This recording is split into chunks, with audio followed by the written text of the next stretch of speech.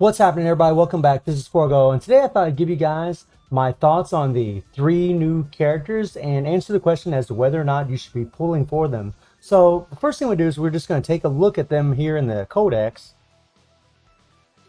And the first one we'll start with is Diona. Now, the first thing about Diona that I noticed is she's a red defensive character.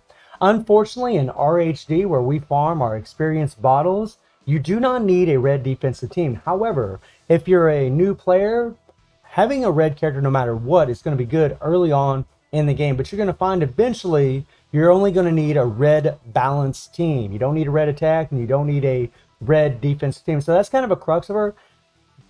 Then again, she's actually going to be really good against Immortal Rock. And she's going to be good against Immortal Rock because, one, she's a red. She has a nice 3 PG. She also has 15% power charge rate. So if you're using K's leadership with that 20% PG rate, you're going to get 35% PG rate. And then she'll also have a stone that's going to help her PG. Well, it's actually a PG gain. So actually, I don't think that stone really helps in the Immortal Dungeons. But she's going to do really well because her damage is going to be great.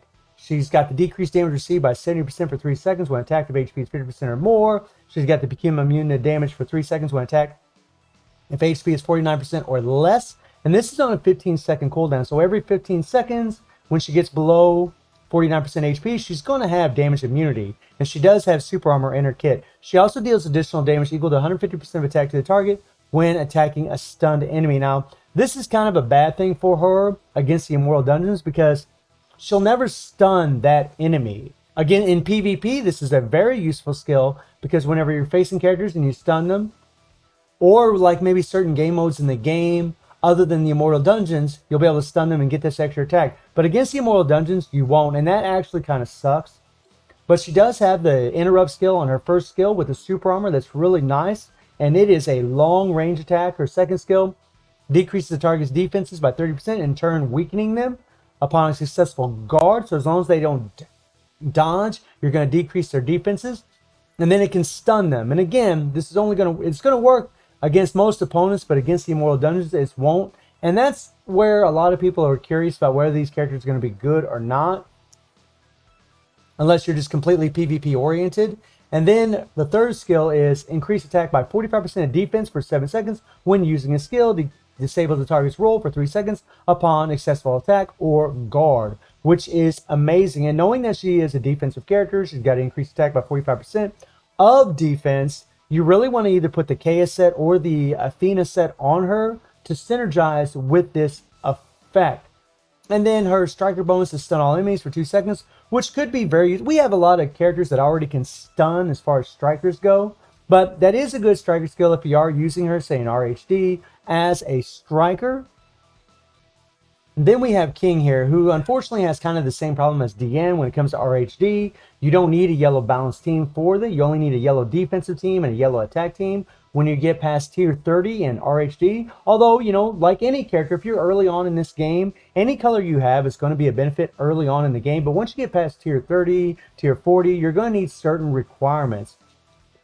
However, he will be amazing against Immortal Most. He's going to have the type advantage. He's got the explosion, which weakens Immortal Most dungeon. He's got a 3 PG. He's going to be amazing for that. In fact, he'll probably be a godsend, especially with the leadership of increased yellow element fighter attack by 45%. And that's all yellow fighters, and PG rate by 20%. And we all know how powerful PG rate is against the Immortal Dungeons. It is massive.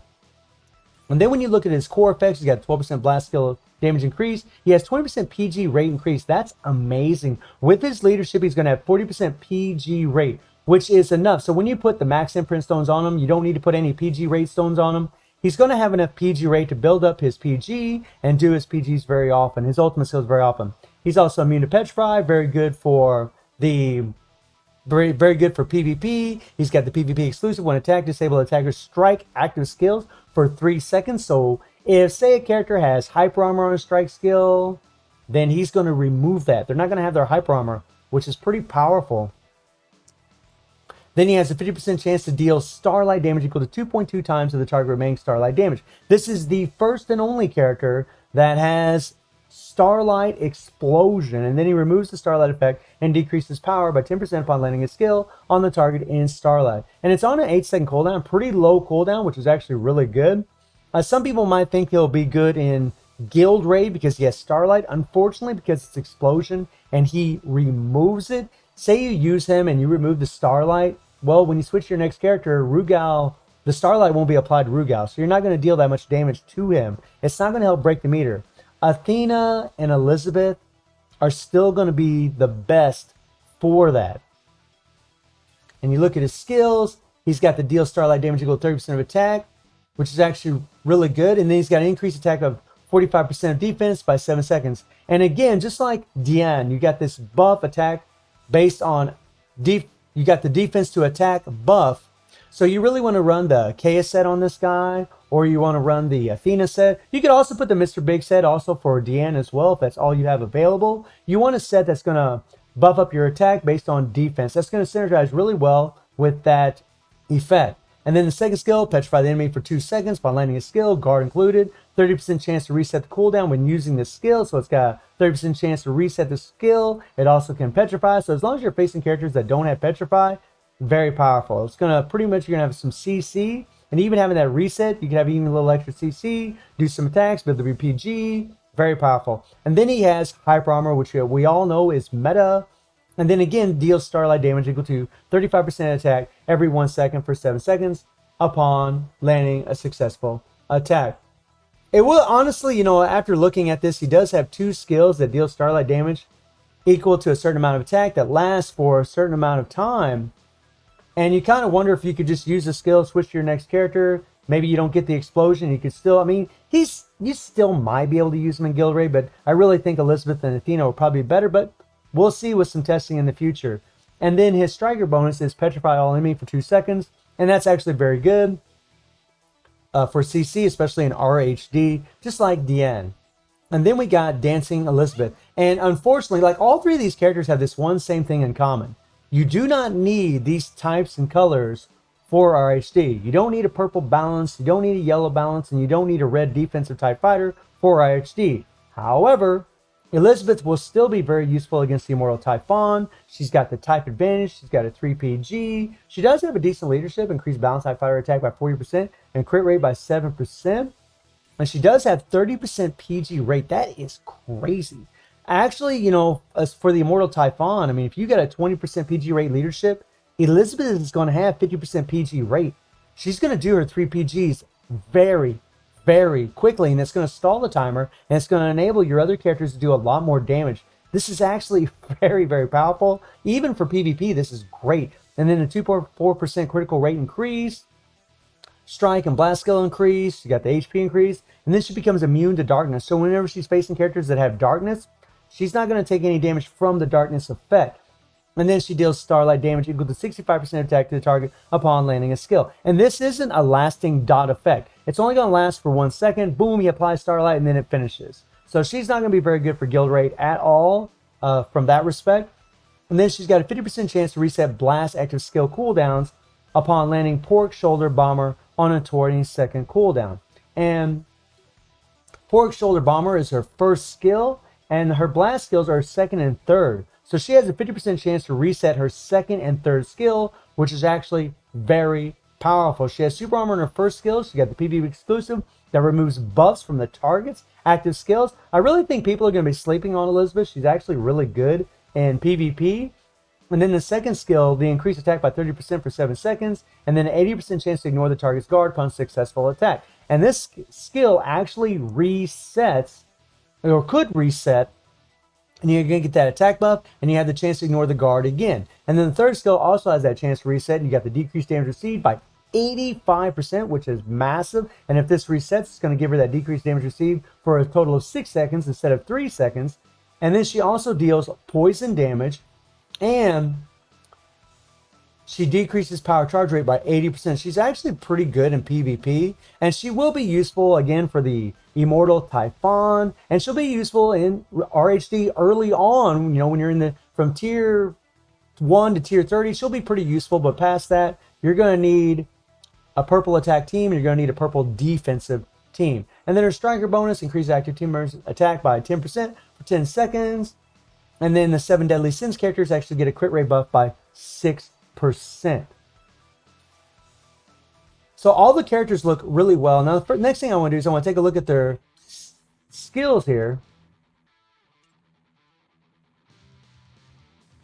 And we'll start with Elizabeth. Now, Elizabeth, you know, she's got that 30% PG rate. And her first skill isn't quite a range attack. You need to be within about 4 or 5 character distances. The second skill, again, you need to be within about 4 or 5 character distances, but still some decent range, but a little slow startup. And then the third skill is definitely a close range skill. So if we're within 4 character distances, boom. And there's that starlight. And you see the starlight disappear right away. And then here's the second skill. Nice, nice. Does a few hits. And then the third skill, you want to make sure you're fairly close to apply that poison. Now, Elizabeth's basics aren't too bad, actually. Pretty good. I should have equipped her 3PG. But we've all seen that 3PG. It's pretty sweet. Now let's take a look at Diona. Now, Diona, I believe, is probably going to be a sleeper, especially for PvP. Initially, I think a lot of people thought that she probably wasn't going to be very good. But if you look at this girl's skills, all 3 of her skills are range attacks. If you're within 4 or 5 character distances, I mean, her second 2 skills are complete range, full screen range attacks. And her first 2 skills have a knockdown effect, which means that you're making the character face plant on the ground. That skill puts them in a kind of a suspended animation, but if you're doing all those hits and they're sitting there getting, you know, going into convulsions, you can go into your other attacks. And she combos very well. Very well. And she builds up her 3PG pretty quick. And her 3PG will stand at full screen. We'll hit her 3PG. And this sucker will hit. Look at that. I don't think there's any escaping it, to be perfectly honest. Very powerful.